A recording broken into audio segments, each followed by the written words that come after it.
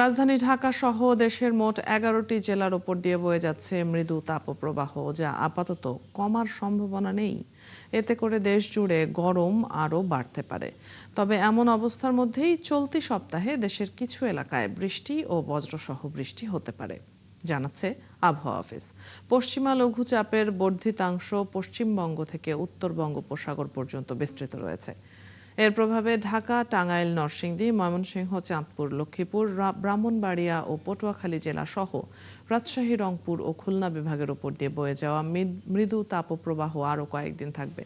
তবে চট্টগ্রাম ও সিলেট বিভাগের কিছু কিছু জায়গায় এবং ময়মনসিংহ, রাজশাহী, খুলনা ও বরিশাল বিভাগের 2-1 জায়গায় দমকা বা ঝড়ো হাওয়া সহ হালকা থেকে মাঝারি ধরনের বৃষ্টি অথবা বজ্রসহ বৃষ্টি হতে পারে।